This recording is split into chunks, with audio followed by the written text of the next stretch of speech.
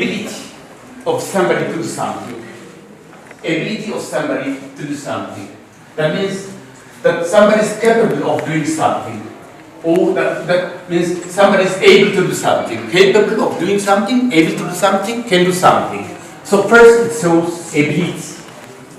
Say please everybody, ability. Ability. Very good. Ability means being able to do something.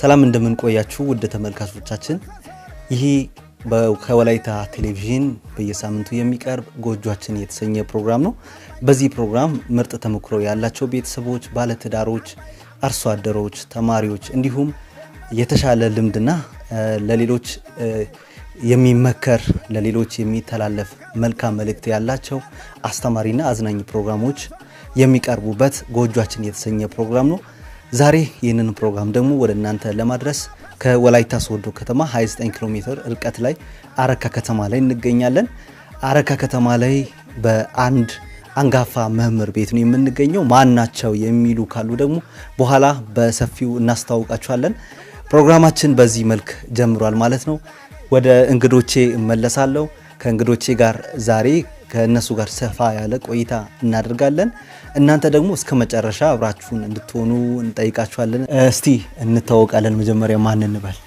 እኔ ማቴዎስ ቦልጣና ይባላለሁ እኔ ተዋበሽ ጆርጋ ይባላለሁ እሺ መልካም ነው አቶ ማቴዎስ በመምህርነት ሙያ ላይ ሰፊ ልምድ አሉት በርካታ አመታትን በዚህ ሙያ ውስጥ ቆይተዋልና ወደዛ ከመግባታችን በፊት እድገቱ ምን ይመስላል የተወለዱ የታደጉ የተማሩ የሚሉ ተመልካቾች አሉ ውልደቴ በድሮ ወላይታ አውራጃ ቦሎሶ ወረዳ ውስጥ አፋማ ባንጫ ቀበሌ አንዴና በሚባል መንደር ውስጥ ነው እድሜ ለትምህርት ደርስ ያው ዱቦ ካቶሊክ ሚስዮን ቅድስት ማርያም ትምህርት ቤት የሚባል አለ እዛ ከፊደል ጀምሮ ያው እስከ 8ኛ ክፍል ድረስ ዱቦ ነው የተማርኩት ቀጥሎ ከ9 እስከ 12 ባለው የትምህርት ደረጃ ጊዜን ያሳለፍኩት ማለት የተማርኩት በሶዶ ከፍተኛ ሁለተኛ ደረጃ ነው ይሄም ማለት በ1956 ዱቦ ገብቼ ፊደል ጀምሬ እጄ በ1965 ዓመተ ምህረት 8ኛ ክፍል ያን ጊዜ ብሔራዊ ፈተና ሆነ ክልላዊ ቢባልም ያን ጊዜ ብሔራዊ ነው ያንን ተፈትኜ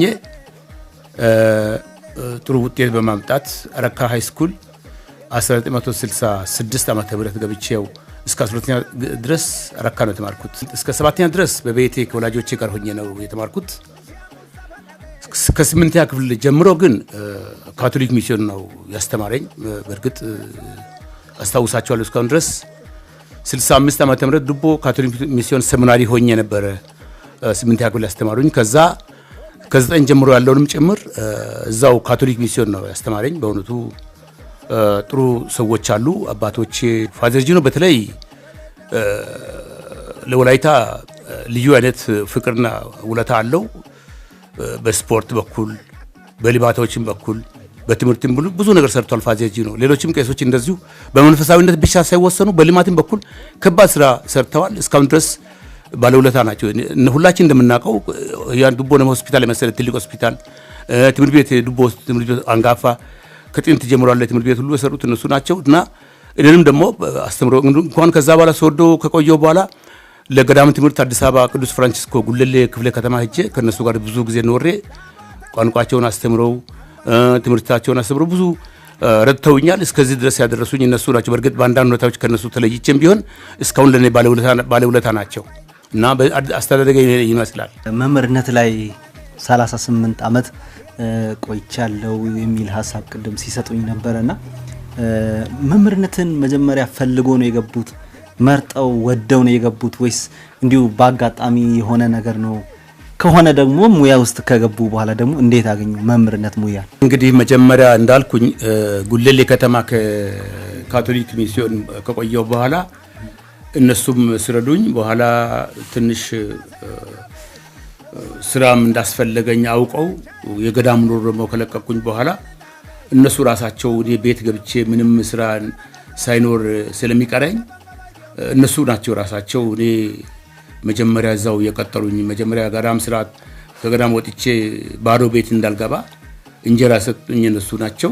ከዛ እነሱ ያስገለግሉኝ የሰራው ሳለው ቀስ በቀስ እነሱ ዘንድ ሲቆይ ደረጃዬንም ሳሻሽል ምናምን በቃ ወደ መንግስት ተዛወርኩኝና የመንግስት ቅጥር ሆንኩኝ። በዛ ሁሉ ታዲያ አሁንም ደግሞ ወደ ኋላ መለስ ሊበልና እነ ፋዘር ጂኖ ሁሉ ወደ መንግስትም በኩል እንዲገባ ደረጃ እንዳሻሽል በርታ አይዞ እያሉ በትምህርትም በኩል የቀረውን ትምህርት እኔም እንድጨርስ እንድማር በሁሉም ነገር ረድቶኛል። ኮሌጅ ሁሉ ሲገባ ዩኒቨርሲቲ ሁሉ ሲገባ በዛ ሁሉ ደግፎኛል፣ ጥሮውኛል። በእውነቱ ባለውለታ ናቸው። እኔ ከዛ ከገዳም ኑሮ ከወጣው በኋላ እነሱ እንግዲህ ቤት ከምትገባ ብለው መጀመሪያ የቀጠሉኝ እነሱ ናቸው። በእነሱ ተንተርሼ ነው ወደ መንግስት የመጣሁት። እስቲ በዚህ ሙያ ውስጥ ገብተው የት አገለገሉ? መነሻ ከየት ጀመረ? አሁንስ ደግሞ የት ነው? አሁን ያሉበት ሁኔታ ደግሞ ምን ይመስላል? ምን ሁኔታ ላይ ያሉት በዚህ ሰዓት? ከአዲስ አበባ ጉለሌ ፍራንሲስኮ ገዳም ለተወሰኑ ዓመታት ከቆየው በኋላ መጥቼ ደግሞ ያው ስራዬን መምህርነት በእነሱ በኩል ጀምሬ መጀመሪያ ወደ መንግስትም ከተዛወርኩ በኋላ ዱቦ ነው የሰራሁት። መጀመሪያ በሰርቪስ መልክ ለነሱ ጋር ሰርቻለሁ በእነሱ ደሞዝ በካቶሊክ ሚስዮን ደሞዝ። ከዛ ከተወሰኑ ጊዜ በኋላ ከተወሰነ ዓመት በኋላ ወደ መንግስት ተዛውሬ ወደ መንግስትም ስዛውር እንኳን ዱቦ ነው የሰራሁት እና ወደ መንግስት ኮሌጅ ጨርሼ ሌላ ቦታ ነበር የተመደብኩት። ከዛ ፋደር ፋደር ፓሲፊኮ ቼቶሬታ የሚባሉ ቄስ ነበሩ።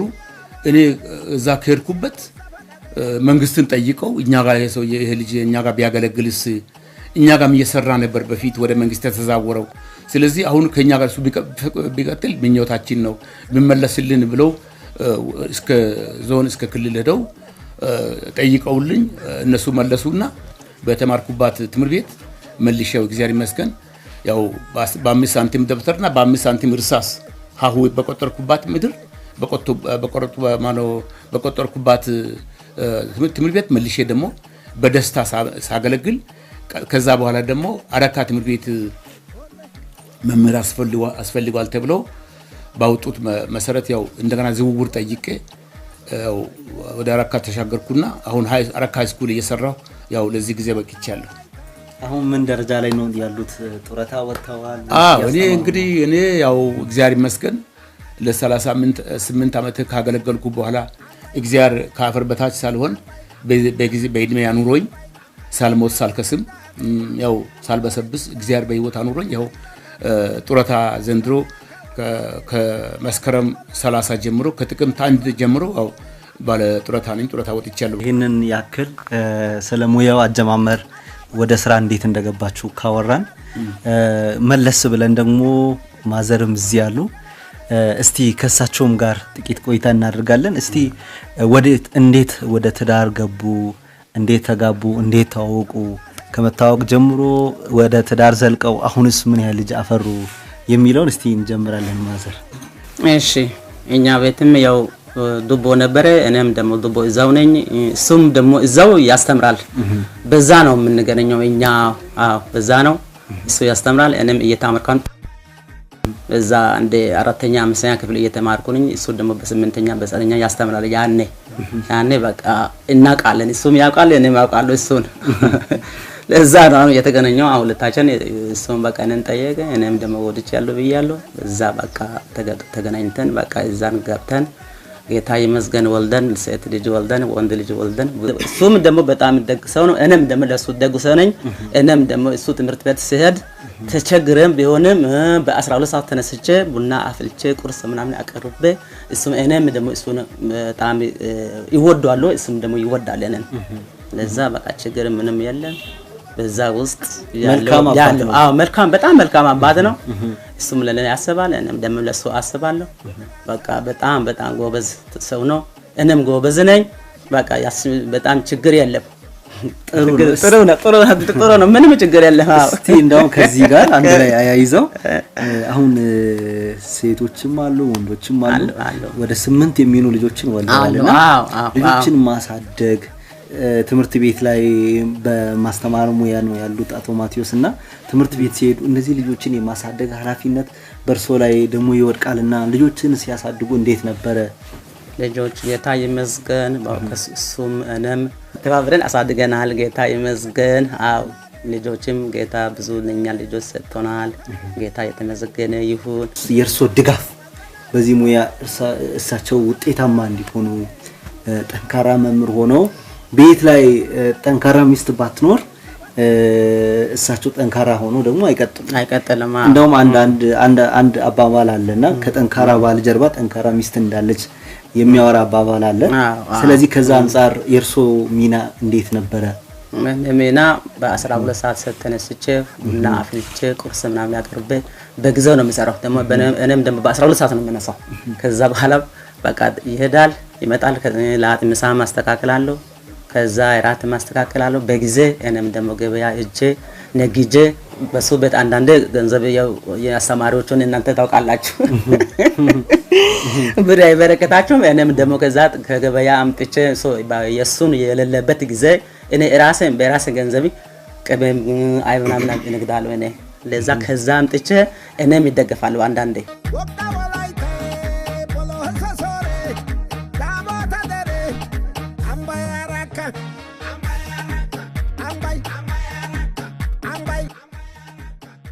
መምህርነት ሙያ ላይ ብዙ አመት አስቆጥረዋል ብዙ አገልግለዋል ብዙ ትውልድ አፍርተዋል በርሶ የተማሩ በተለይ አረካ ከተማ ላይ ብዙ ወጣቶች አሉ በዚህ ሰዓት በተለያዩ ቦታዎች ላይ በመንግስት ስራ በግል ስራ በተለያዩ ተቋማት በመንግስታዊ ባልሆኑ ተቋማትም ያገለገሉ ያሉ ብዙ ትውልዶች አሉ እስቲ ካስተማሩ ተማሪዎች መካከል የሚያስታውሱት በደንብ የሚያስታውሱት በዚህ ሰዓት ካለ ቢነግሩን እኔ እንግዲህ ያው ምኑ ቅጡ ይታወቃል ብዙ አስተምር ያለው እኔ ምኑ ቅጡ እንግዲህ እኔ ማስታውሰው ብዙ ሰው ነው እኔ አስተማርኳቸው ብዙ ናቸው ልጅ በርግጥ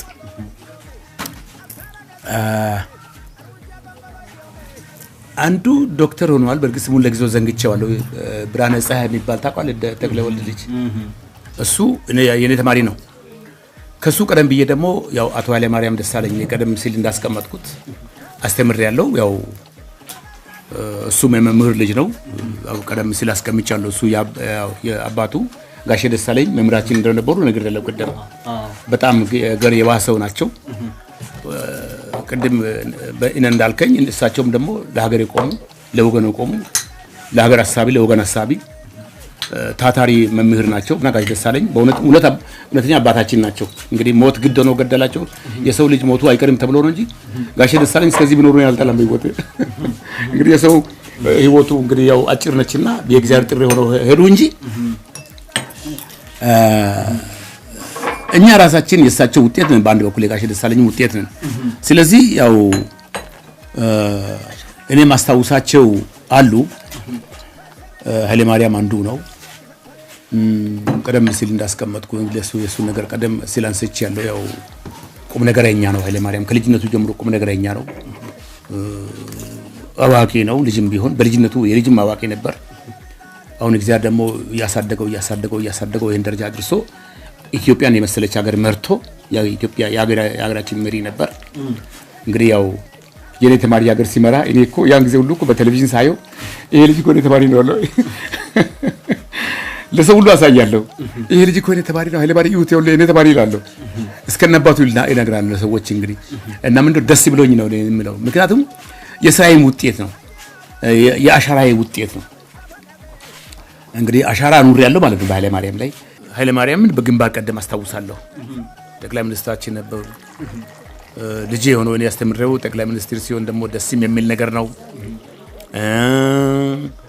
ዶክተር ብርሃነ ፀሐይ የተክለ ወልድ ተክለ ማርያም ልጅ የኔ ተማሪ ነው። በጣም ደስ ይለኛል። ደግሞ እነዚህ ሁለቱም እግዚአብሔር ይባርካቸው ናቸው። የተክለ ወልድም ልጅ በጣም አሪፍ ልጅ ነው፣ ጎበዝ ልጅ ነው። ልጅነቱ ጀምሮ ወደፊት ሰው እንደሚሆኑ የሚታወቁ ናቸው። በልጅነታቸው እነሱ ልጅ ሆነው እያሉ እኮ ተምነናል እኛ። መምህር እኮ ተማሪን በክፉም ያመዋል በመጥፎም ያመዋል አይደል እንዴ? እኛ ሲናማቸው ፕሬዲክት ያደረግን የኛ ፕሬዲክሽን ምን ነበረ? ጥሩ ሰው እንደሚሆን ነው። እነዛ ብዙ ልጆች እኛ ፕሬዲክት አድርገናል። ከኃይለ ማርያም ጀምሮ ከብርሃነ ፀሐይ ጀምሮ ብዙ ተማሪዎችን ብዙ ሰዎች ልጆቻችን ፕሬዲክት አድርገናቸዋል። እኛ ፕሬዲክት ያደረግናቸው ልጆች ሁሉ ጥሩ ቦታ ይዘዋል። ለምሳሌ እንደነቀ ዳንሳ የሚባል አለ እዚህ በመንግስት መስሪያ ቤቶች እየሰራ አሁን ምን ፊልድ እንዳለ አላቅም እንጂ አለ። መምህራን ከኛ ጋር ሃይ ስኩል የሚሰሩ መምህራን አሉ። ዱባ ሃይ ስኩል ለምሳሌ እኔ ያስተምርኳቸው ልጆች ከኔ ጋር ተመልሶ መስሩት አሉ። ግን በግንባር ቀደም እኔ ማስታውሳቸው እናት ኃይለ ማርያም፣ እነ ዶክተር ብርሃነ ፀሐይ፣ ሌሎችም በሀገር ከፍተኛ ሚና ተጫወቱት። ከሀገር መሪነት እስከ ከዶክተር እስከ ሀገር መሪነት ለኢትዮጵያ ሕዝብ ከፍተኛ ኮንትሪቢዩሽን ያደረጉት አክቲቭ ሲቲዝንስ እስካሁን አስታውሳቸዋለሁ። እኔም የእርሶ ተማሪ ነበርኩኝ በአጋጣሚና ተማሪዎች ብዙ ጊዜ እንግሊዝኛ መምህር ማቴዎስ ብሎ ስለ እርሶ ጉብዝና፣ ስለ ትምህርት አሰጣጥ መልካምነት በደንብ ሲያወሩ ሰማለሁ። እንደውም ያ ብቻ ሳይሆን በጣም ማስታውሰው ልክ ትምህርት ሲጀምር የእንግሊዝኛ መምህር ማን ነው ተብሎ የእንግሊዝኛ መምህር አይቶ እርሶ ወዳሉበት ሺፍት የሚያደርጉ ተማሪዎችን ክፍል የሚያስቀይሩ ሴክሽን የሚያስቀይሩ ተማሪዎችን አስተውዬ ያውቃለሁና ምንድነው ምን ለየት ያለ ነገር አለ? እንዴ እርሶ የሚያስታውሱት የእርሶ ዝግጅት ነው? ለምንድነው ተማሪዎችስ እንደዚህ የሚሆኑት? እስቲ ምን ያስባሉ? ልጆች ልክ ናቸው። ለምን ይሰራሉ? እኔ ደግሞ ምንድነው እኔ ያለኝ አስተያየት አሳሳብ እኔ ሰዎቹ ያደኩባቸው ሰዎች ሲሪየስ ናቸው። እነዚህ ፈረንጆች አስተምረውኛል። ስለዚህ እኔ አሁን የሰዓት ቫልዩ ያውቃሉ ፈረንጆች። እኛ አበሾች ብናቅም ከአበሾች የበለጠ ያውቃሉ ፈረንጆች የሰዓት ቫልዩ። ታይም ኢዝ ጎልድ የሚል አባባል ከነሱ ነው ወጣው። ስለዚህ ታይም ጎልድ መሆኑ አውቄ እኔ ከስራ ሰዓቴ 5 ደቂቃ እንድትበጠስ አልፈልግም፣ እንድትሸርፍ አልፈልግም። እና ሰዓቴን አሁን ሳስተምሩ እንኳን ሰዓቴን አልበድልም፣ ተማሪን አልቀጣቸውም፣ አልውልም፣ ደቂቃዎችን ሁሉ ማለት አላሸርፍም። እና ለዚህ ነው ተማሪ ስሰራም ደግሞ ያለኝን አቅም ሁሉ ተጠቅሜ ነው የምሰራው። እውቀቴን ሳልደብቅ በማስተምረው ትምህርት ነው በትውልዱ አእምሮ ኢንካልኬት እንዲሆን እንድሰርጽ በሚል ነው እንግዲህ ተዘጋጅቼ ነው የሚሄደው። እግዚአብሔር ይመስገን አንብቤ ነው የሚሄደው። አጥንቼ ራሴም አዘጋጅቼ በዝግጅት ነው የሚሄደው። ያለ ዝግጅት የሚሄድበት ቀን የለም። አላረፍድም፣ አልውልም። እግዚአብሔር ይመስገን። እስካሁን ደግሞ እኔ እግዚአብሔርን ማመሰግነው ከበሽታ የተነሳ አንድ ቀን ከትምህርት ቤት አልዋልኩ። እኔ ጌታን በእውነቱ ማመሰግነው እስከዚህ ድረስ ታሟል ተብሎ በእኔ አቴንዳንስ ላይ አልተመዘገበም። እግዚአብሔር እንዴት እንደረዳኝ እኔ ግርም ድንቅ የሚለኝ የእግዚአብሔር ስራ። አንድ ቀን ታሟል ማቴዎስ ታሞ ክፍል አልመጣም፣ አንድ ቀን ተኝቷል ተብሎ አልተመዘገበም። በኔ ግርም ድንቅ የሚለኝ ነው ከእግዚአብሔር ስራ እና ጨርሻለሁ። በዚያን መልኩ እግዚአብሔር ረድቶኝ ተማሪዎች እርግጥ ይወዱኛል ማለት አልችልም። ይሄ ራሴን ማቆለባበስ ይመስለኛል። ይወዱኛል ካልኩኝ ራሴን ማጋነን ይመስላል። ስለዚህ አንተ ባልከው ብቻ ይሁን። ያው ማርያም እንደ ቃሊው እንዳለችው ወጣቶችን በርካታ ሰዎችን በርካታ ዜጎችን አፍርተዋል። እርሶም በዚህ በመምህርነት ሙያ የሚሰማዎት ስሜት ምንድነው? ትርፉ ምንድነው? እውነት መንግስት ከሚከፍለው ደሞዝ ባሻገር ትርፉ ምንድነው? እንደዚህ አይነት ዜጎችን ለቁም ነገር ለሀገር ሲያበቁ የሚተርፍ ዜጋ ሲያበቁ ከዚህ በመነሳት ምንድነው ትርፉ ይላሉ? ትርፉ አንድም ይነሲ የሚብዛ በየወር የምናገኛት የጉሮሮ ነገር አንዷ ትርፍ ነች። ከዛ ባሻገር ደግሞ ቀደም ሲል ያልኳቸውን አክቲቭ ዜጎች ማምረቱ ስራ አንዱ ትርፍ ነው። እነዚህ አክቲቭ ሲቲዝንስ ለሀገር ጠቃሚ ዜጋ አሁን እነሱ እዚህ እንደሚጠራ እነሱም ኮዶኛን ይጠሩናል። እነገሌ ድሮ ሲያስተምሩን ይላሉ አይደል እንዴ? እነገሌ መምህራኖቻችን እነገሌ ብለው መናገራቸው አይቀር እኛ እዚሁ እንደምንናገር። ስለዚህ ይሄ ራሱ አክቲቭ ሲቲዝንስ ፕሮዳክሽን ቀላል ነገር አይደለም። ኢንዱስትሪ አንድ ፋብሪካ አንድ ኢንዱስትሪ ኮሞዲቲ ፕሮዳክት ያደርጋል። እኛ መምህራን ደግሞ ሲቲዝንስ ፕሮዳክት እናደርጋለን። እኛ ፕሮዳክት የምናደርጋቸው ሲቲዝንስ ብዙ አይነት ናቸው። ነገር ግን ፕሮዲዩስ የምናደርጋቸው ብዙ ሆኖ ግን ተጣርተው ፊልተር ተደርገው ግን ወጡ የተጣሩ ጠቃሚ ሲቲዝን ደግሞ በመጡበት ጊዜ የነሱ እነዚህ ሲቲዝንስ ብቻ መውጣት ሳይሆን እነዚህ ሲቲዝንስ ደግሞ ነገ ስማችንን ከሞትን በኋላ ቢሆን በታሪክ ይቀርጻሉ። ቀለም እንደተቀረጸ ይኖራል። ስለዚህ እነዚህን አይነት ሰዎች እኛ ፕሮዲዩስ አደረግን ማለት ስማችንን በወርቅ ቀለም ጻፍን ማለት ነው። የተማሪዎች ወላጆች ራሳቸው ያውቁናል። ለምን? ወላጆች ራሳቸው ያውቁናል። ለምን? ተማሪዎች ሄደው ይገለ ሲሉ እንግዲህ ያው ወሬ መተላለፉ አይቀርም። ይገለ ማን ነው አንዱ እየጠየቀ የነን ማንነት ይረዳል። ወላጆች ራሳቸው ተማሪዎች ብቻ አይደሉም፣ ወላጆቻችን ብዙ ይወዱናል። መምህራን ጥሩ መሰሩ መምህራን ወላጆች ራሳቸው ይወዱናል። ስለዚህ ከሲቲዝንስ አክቲቭ ሲቲዝንስ ማምረት ብቻ ሳይሆን ከህብረተሰቡ ዘንድ እንደገና ደግሞ ታዋቂነትና ተሰሚነትና ተወዳጅነትን ያተርፋል። በዚህ ነው እንግዲህ መምህርነትን የወደድኩት። በርግጥ ፈንገጥ ብዬ ነበር መምህርነት ጠልቼ አንድ ዘመን እኔ ምን ከቾክ ተጣበቅኩ እንደብዬ ወጥቼ ለተወሰነ ጊዜ በኤንጂኦ ሰርቼ ነበር። እነሱ ደግሞ በቃኛ ኮንትራክት ከኢትዮጵያ ጋር ኮንትራክት ጨርሰናል ብሎ ባንግላዴሽ ወደሚባል ሀገር ወደ መካከለኛ ምስራቅ ሄዱና ተመልሼ መምህር ሆንኩኝ ለተወሰነ። ከዛ ቅድም እንዳልኩኝ እንደውም በቃ መምህርነት እንደው ይከመኛል መቆሙ ራሱ አልኩኝና ባህልና ቱሪዝም ቢሮ ገባሁ። አልሰራም፣ ተመልሼ መምህር አለው እስካሁን ድረስ እግዚአብሔር ይመስገን እና ይሻላል። ለዚህ ነው መምህርነት ደግሞ ለምን ቢባል ደግሞ ማስተማር ስትማርኩ አንተ ከዕለት ዕለት እየተማርክ ነው ራስህ። የሚገርመኝ አንድ ሰሞን ቢሮ ገብቼ እውቀቴ ተረሳኝ። ወዲያው ገልበጥ ብዬ መጣሁና ተመልሼ መጽሐፎችን ገለባብጬ የድሮ እውቀቴን መልሼ መለስኩ እንጂ እኔ ወጥቼ ከትምህርት ፈንገጥ ብዬ ለተወሰኑ ዓመታት ቢቆይ እውቀቴ በሙሉ ሄደ ማለት ነው። ስለዚህ ልጆችን ለማስተማር ስትል ኤቭሪ ታይም ኤቭሪ ዴይ ኤቭሪ ሚኒት ኤቭሪ ኢየር እየተማርክ ነው ያለኸው። አንተ እኮ ልጆችን በምታስተምረው ዳፋ አንተም የተማርክ ነው።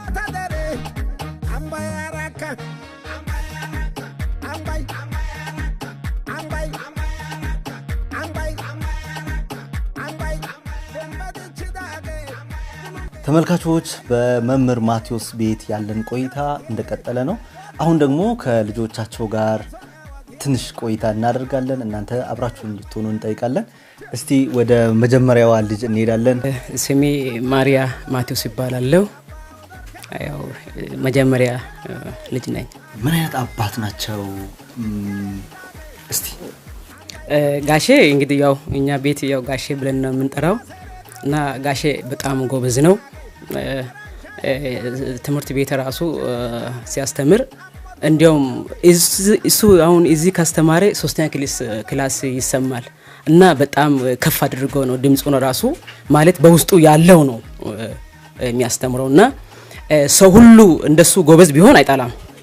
በቃ እንደሱ ዕውቀት ይዘው እንደዚህ በቃ በጣም ቢሄድ በጣም ደስ ይለዋልና እንዲያውም አንዳንዴ እኛ ቤት መተን ጋሼ አንተ ቀስ ብለ አታስተምርም እንዴ ሌላ ክላሶችን እኮ ይረብሻል እንላለን እና እንደዛ ሲል እኛን ደግሞ ይቆጣል። እሱ እንደዛ አይነን አትበሉ ይላል። አይደብቅም በውስጡ ያለው ነገር በጣም ያስተምራል።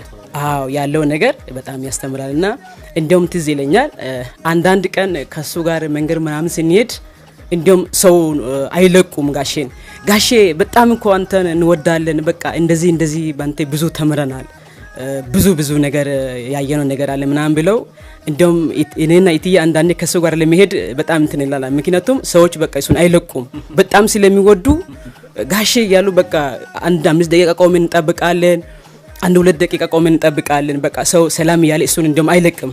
እንደውም ትዝ ይለኛል ህፃን ሆኜ አውቃለሁ። እንደውም አግዳሚ ሁሉ ሰርተው እዚህ ራሱ ግቢ ውስጥ ያስተምራል ትርፍ ሰዓት ማለት ነው ቲዩቶሪያል ትርፍ ጊዜ ያኔ 3 ብር ነው 4 ብር ነው ብዙም ትዝ አይለኝም ግን አቃለው በቃ ብዙ ተማሪዎች መጥተው እዚህ ግቢ ውስጥ ይማራሉ በቃ ይማሩ ዕውቀት በቃ እንደኔ ከኔ በላይ እንዲያውም ያገኙ በማለት ጧት እዛ ያስተምራል ከሰዓትም ያስተምራል ከዛ በተረፈ ደግሞ ማታ ደግሞ እዚህ ይማራሉ ልጆች እና መጀመሪያ እዚህ ቤት ውስጥ ነው የሚማሩት ከዛ ብዛታቸው በጣም ሰፊ ሆነና ደግሞ እዚህ ውጪ አግዳም ከራሱ ሰርተው ማለት ነው ከራሱ ሰርተው አግዳም ሁሉ ሰርተው ወንድ ሴት ሳይቀር ይማራሉ ብዙ ልጆች በቃ እውነት ጋሼ እያሉ በቃ እንዲሁ ጎንበስ ብሎ ነው እሱም ሰላም ይሉትና ያው ጋሼ እንግዲህ አባቴ ስለሆነ አይደለም በጣም ሰውን ይወዳል በጣም ሰውን ያከብራል በጣም ያስተምራል እውነት በጣም ጋሼን በጣም ወደዋለሁ እድሜ አሁንም ጌታ እንግዲህ ይስጠው ይላል እኔ ሲሳይ ይባላል እና አራተኛ ልጃቸው ነኝ እና አባቴን የሚገልጽበት እኔ ቃላት ያጥሩኛል እና ምንድነው ከራሱ ከሱ ጥቅም ይልቅ ሌላው ሰው ጥቅም ያስቀድምባት ነውና በቃ እንደዚህ ብዬ ለመግለጽ እንትን ይለኛል ምንድነው በጣም ነው የሚዘጋጀው ክላስ ከመሄዱ በፊት ያ መጀመሪያም እሱ ገልጾ ይሆናል በቃ ቀን ማታ አይልም ቀን አይልም ይጽፋል ያነባል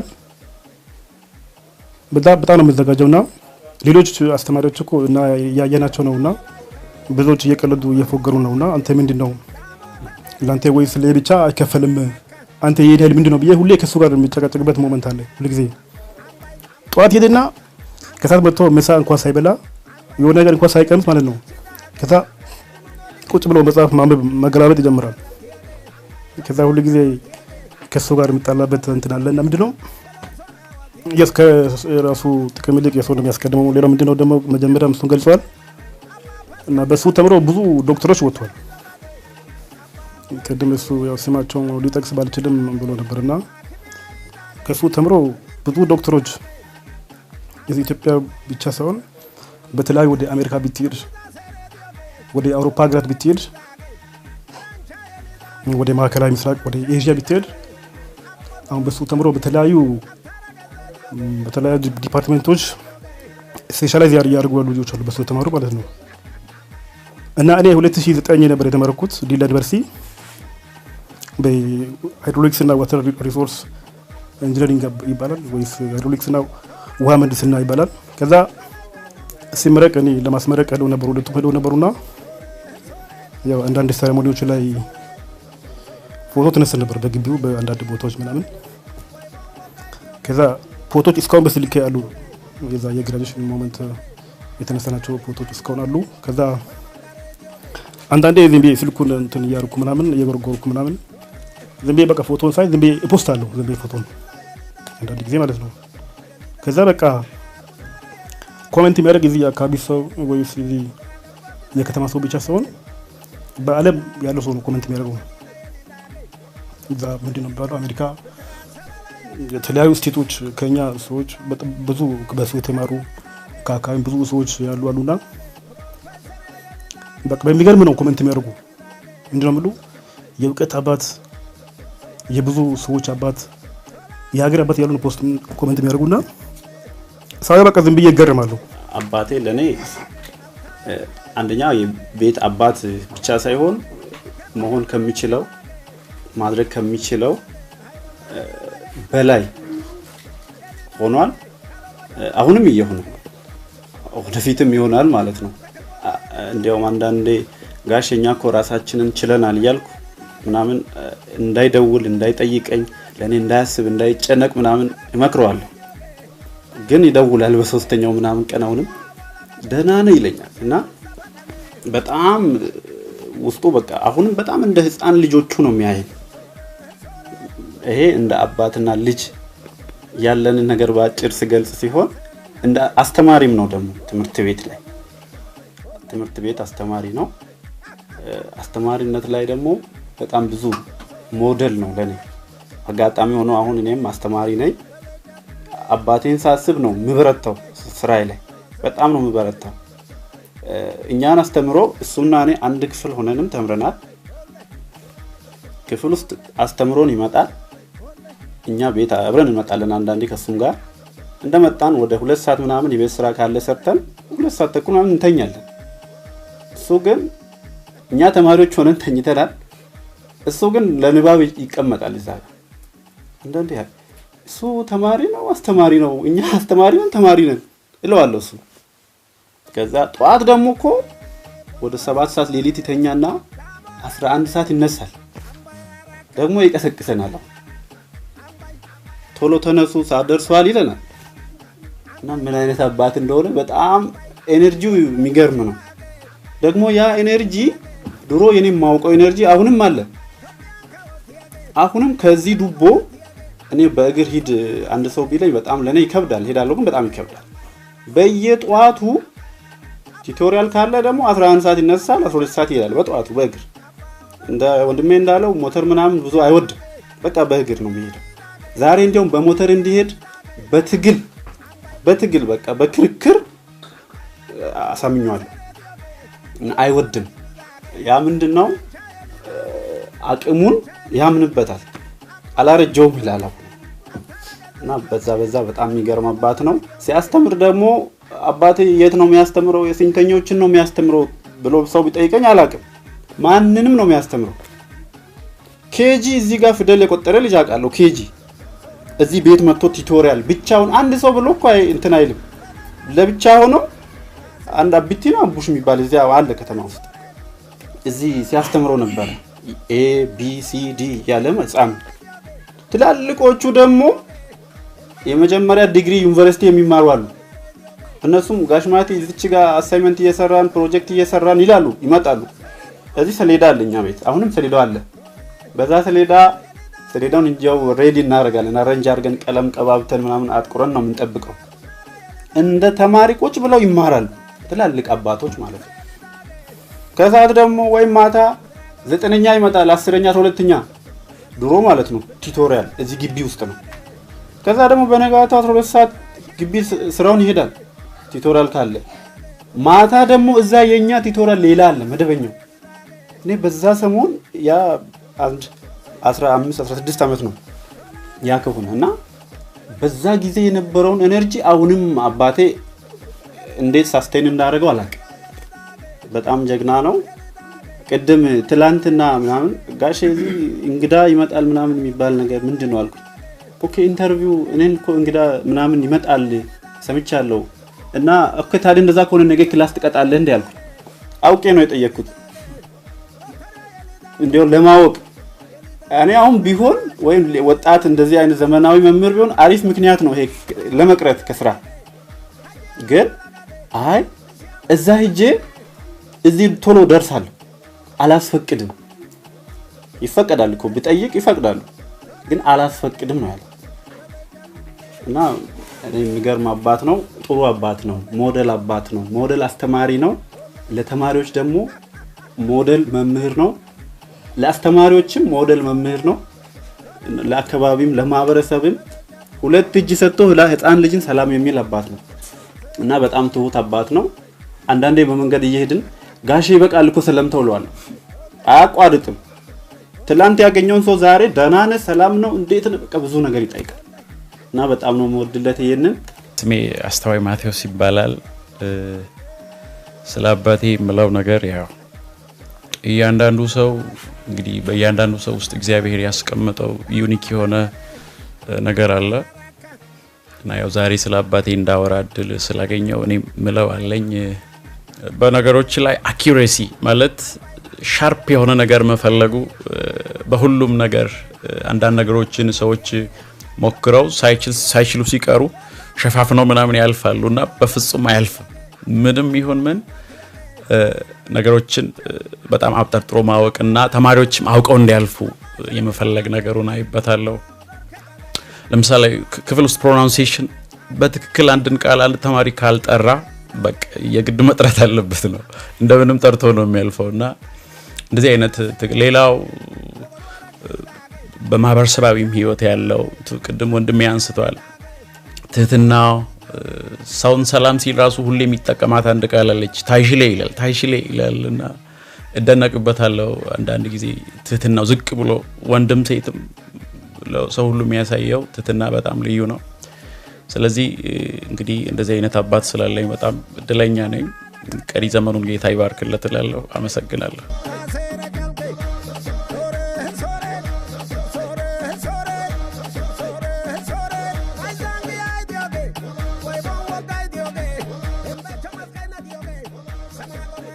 ተመልካቾቻችን ቆይታችን ወደ መገባደጃ እየደረሰ ይገኛል።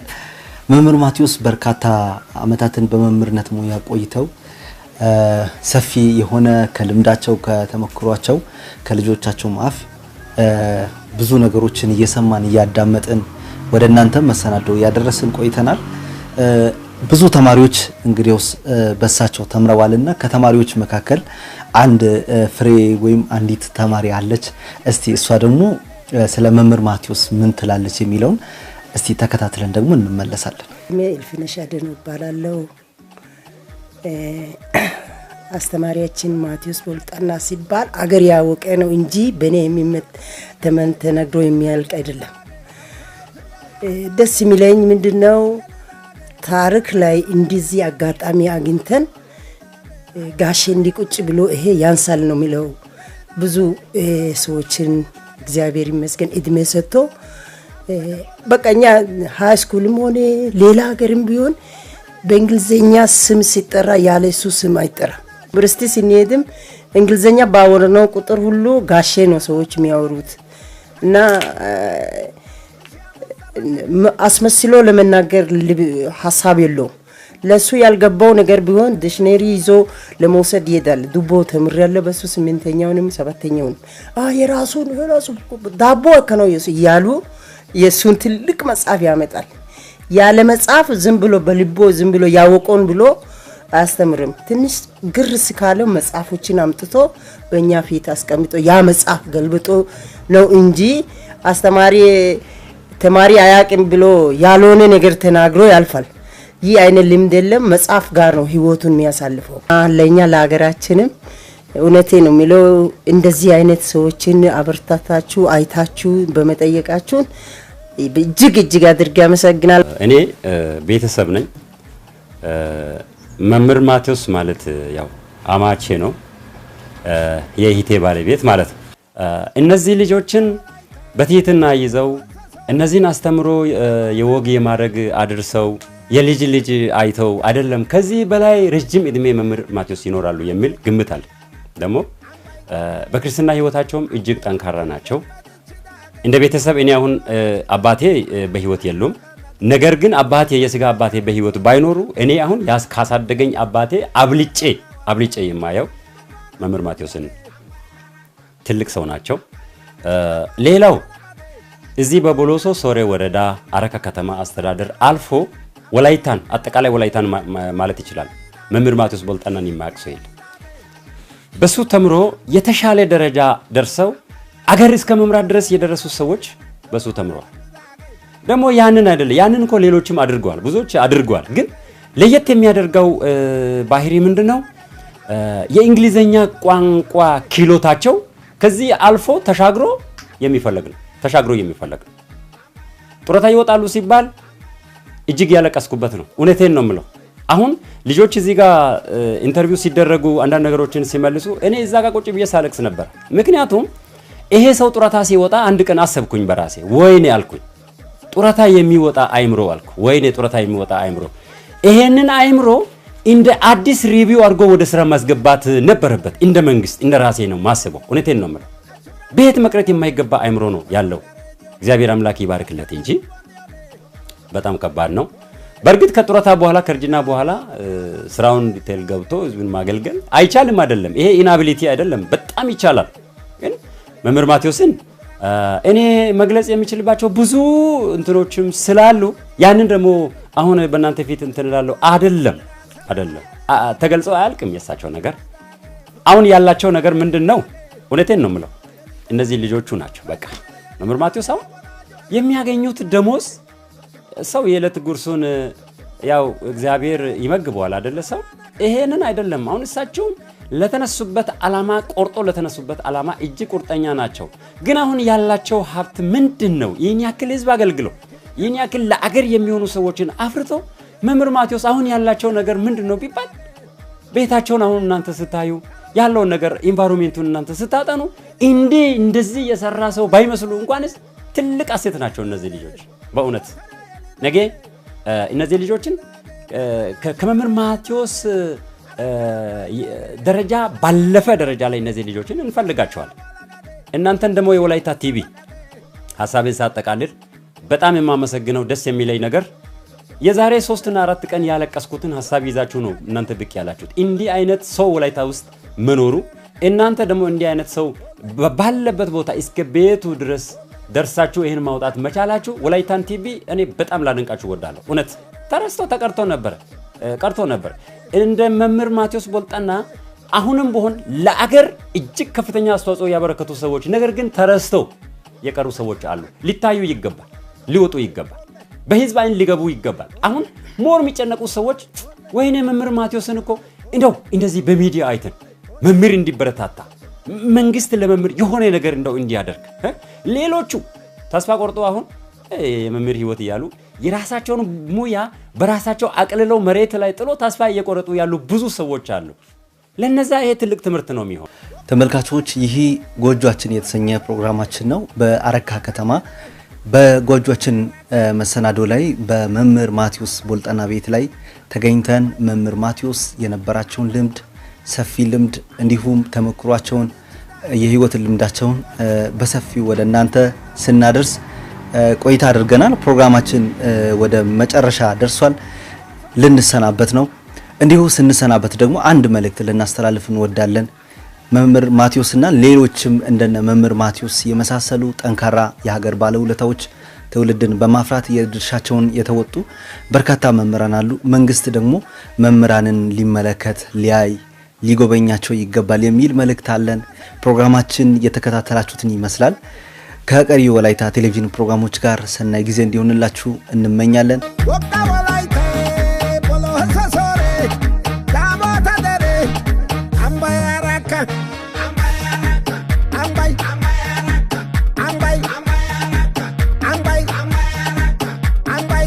Ambay